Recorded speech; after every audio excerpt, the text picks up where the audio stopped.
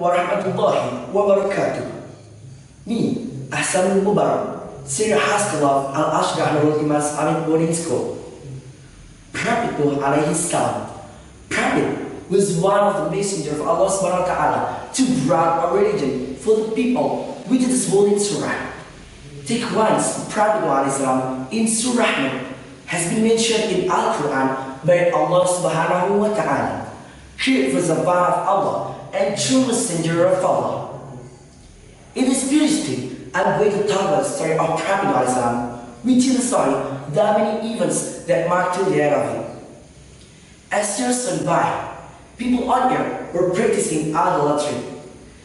This earth can be such that whenever one of the good people died, these deeds were made to keep remembrance, and eventually the coming generations began to worship them by achieving as gods. They believed that this God would bring them good, protect them from evil, and fulfill all their needs. They gave their Allah's names such as Wadan, Nasran, and so on. Originally, these were the names of the good people who had lived among them. It is then that Allah subhanahu wa ta'ala sent Prophet Muhammad to guide his people back on the right path of Allah. He was an excellent speaker and a very patient man. He used to point out to his people the mysteries of life and the wonders of the universe. Prophet Muhammad repeatedly told his people not to worship anyone except Allah.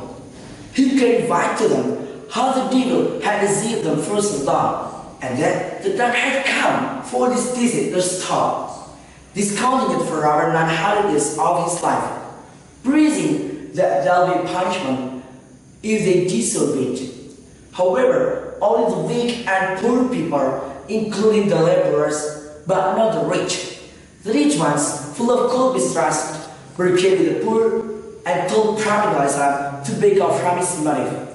This disbeliever said, "We do not see what man comes of us, and the beautiful will exact by those who love us of us and for suggestion, and do not see you or us in merit. Rather, we think you are liars."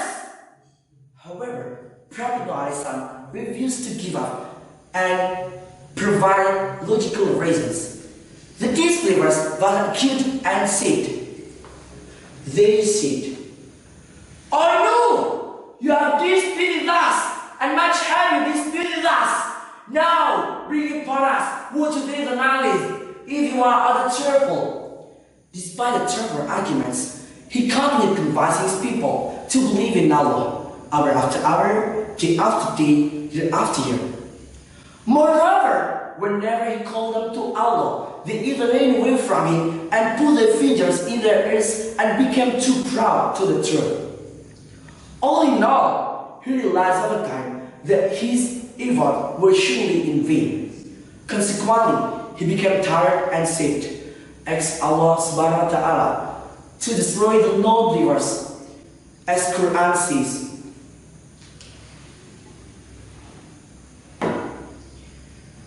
And Nuh said, "My Lord, leave not one of the disbelievers of the earth. If you leave them, they will mislead your steps, and they will be not but weak disbelievers." Allah subhanahu wa ta'ala then accepted his prayers and asked Prophet Muhammad to build an ark away from sea with wood and tools. As non-believers saw these preparations, they mocked him, thinking he were mad, as Quran says, "And construct the ship under our eyes and our inspirations, and address me not on behalf of those who teach wrong. They are surely to be drowned." To reply to the mockers of the non-believers, Prophet Nuh said, "And you are going to know who will get punishment that will disgrace him on earth, and the one will be sent the enduring punishment in the hereafter." Eventually, when the ark was built, Prophet Muhammad and his people patiently wait for the command of Allah subhanahu wa ta'ala. Allah revealed to him that when water miraculously got full from the oven at Prophet Noah's house, that would be the sign of the start of the flood, and the sign for Prophet Islam to take action. The day then arrived, and Prophet God, then the water miraculously rained over the residence, resulting as the heavy rain.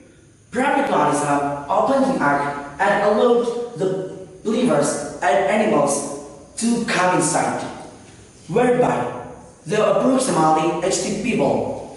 The people and animals were in pairs such that their generations could thrive and they don't become extinct.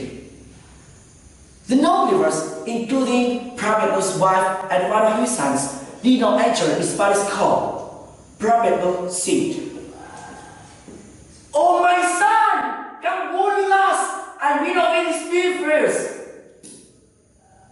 However, his son did not listen and said, "I will take refuge on the mountain to protect me from the water." And Noah said, "There's no protected today from the decree of Allah, except whom He gives mercy." And the waves came beneath them, and he was among the drowned. Eventually, the waves swept all non-believers, including his son and his wife. Afterwards, when the water was absorbed, Prophet ﷺ was sad and cried for the fact that his son and his wife did not obey to the words of Allah subhanahu wa ta'ala. And Prophet ﷺ sought Allah subhanahu wa ta'ala mercy. He realized everybody in the ark, and life came back to the normal practice on the earth. Eventually, Prophet Noah passed away, and his last advice to his son is worship Allah subhanahu wa ta'ala alone. Thank you so much for me, and see you for the next. Wassalamu alaikum wa rahmatullahi wa barakatuh.